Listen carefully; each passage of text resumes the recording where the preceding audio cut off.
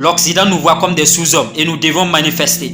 Nous devons prouver à notre Afrique que nous sommes pour avec elle. Nous devons prouver à chaque personne que nous rencontrons sur notre chemin que nous sommes avec eux. Je ne peux pas faire cette vidéo sans vraiment cette gratitude à tous mes ancêtres qui me lèguent des énergies positives, à tout l'univers, aux énergies cosmiques, astrales, méthodologiques, vraiment, pour que nous puissions encore partager de nouvelles expériences aujourd'hui. Je viens vous parler du pouvoir que vous pouvez créer vous-même. J'ai parlé de la PNL, la programmation neurolinguistique. Si vous en avez bien pris note, aujourd'hui, je vous donne encore certains secrets qui vont permettre à chaque personne d'évoluer sur ce chemin-là, d'évoluer dans le changement, je dirais vraiment complète. Si nous sommes africains, nous devons être fiers.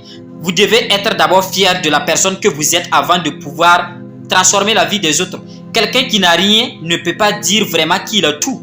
Et le fait de ne rien avoir signifie que vous avez tout. C'est la philosophie. Vous devez comprendre que le moment où vous n'avez rien, c'est forcément à ce moment que vous avez tout. Parce que vous n'avez encore pris aucune décision. Vous n'avez encore posé aucun acte qui prouve vraiment ce que vous êtes en train de faire ou ce que même vous voulez faire. Ce qui signifie que vous pouvez encore tout faire. Donc si vous n'avez rien aujourd'hui, si vous n'avez pas encore construit une entreprise, entrez dans un domaine qui vous permet vraiment d'avoir certaines ressources ou revenus minimalistes, il faut savoir que vous possédez tout. Vous avez le pouvoir en vous. Ce n'est pas ce que la société va vous dire qui sera la vérité.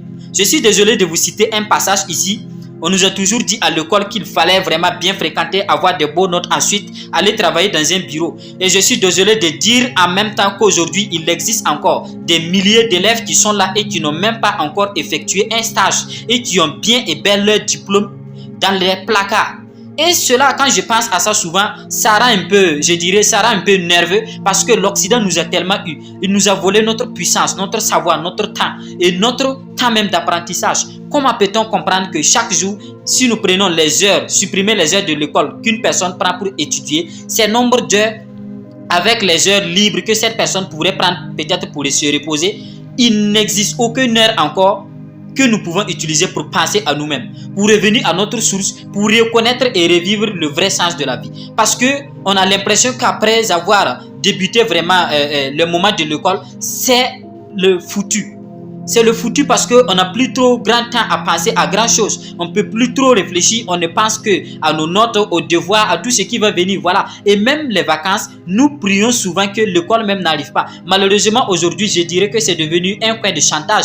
C'est pas pour frapper, mais je dirais que c'est devenu un coin de chantage.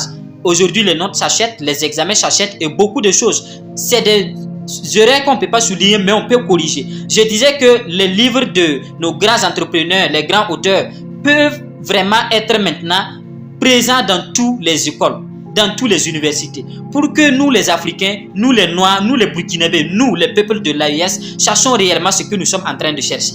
Si depuis le CP1, on nous avait appris des travaux pratiques, je pense qu'aujourd'hui, chacun sera à un certain niveau. Donnez-moi un mécanicien qui a fait 5 ans de mécanisme qui était vraiment focus. Et cette personne ne peut pas se réaliser peut-être quelques minimum de chiffres d'affaires en mois. Et prenez un élève de 5 mois qui venait d'abord de débuter, je dirais en classe de CP1. C'est la même chose. Aujourd'hui, le succès ne dépend pas de l'âge. Le succès ne dépend d'aucun âge. Si vous partez dans des pays américains, dans des pays européens, vous allez voir qu'il y a des enfants qui sont millionnaires, qui sont riches. Maintenant, je me pose la question, peut-être les gens pensent négativement en disant que c'est de la sorcellerie. Moi, la question que je me pose, c'est comment quelqu'un qui n'a peut-être pas moi mon âge peut créer quelque chose que moi je ne peux pas faire. Pourtant, nous avons le même mental. Et la PNL vient changer tout cela en nous faisant comprendre qu'avec nos pensées positives, nous pouvons créer cela. L'Amérique du Nord et l'Amérique du Sud, si vous faites les recherches aujourd'hui, dans les années antécédentes, il y a l'autre qui était vraiment concentré à lire, à chercher de l'expérience, à chercher de la connaissance. Tandis que l'autre était concentré à vraiment construire, à faire la guerre, à faire le retour négatif sur les autres, à rejeter les fautes sur les autres. Aujourd'hui, il y a ce côté-là qui est devenu vachement riche. Et si vous partez, c'est ce côté américain aujourd'hui qui est intouchable. Je ne vais pas vous donner le nom, allez-y checker et vous allez faire des recherches. Cela signifie que ceux-là n'ont pas un autre mental que nous. Nous avons les mêmes cerveaux, nous avons les mêmes mentales. C'est la manière de réfléchir seulement qui est différente. Chaque Africain est créatif.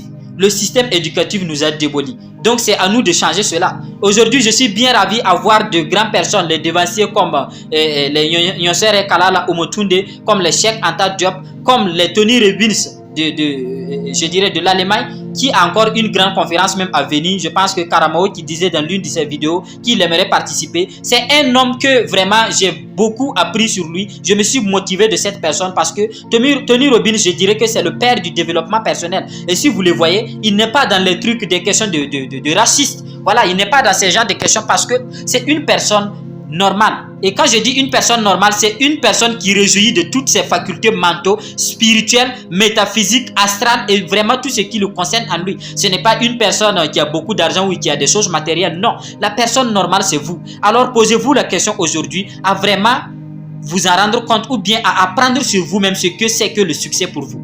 Qu'est-ce que le succès pour vous ou la réussite pour vous?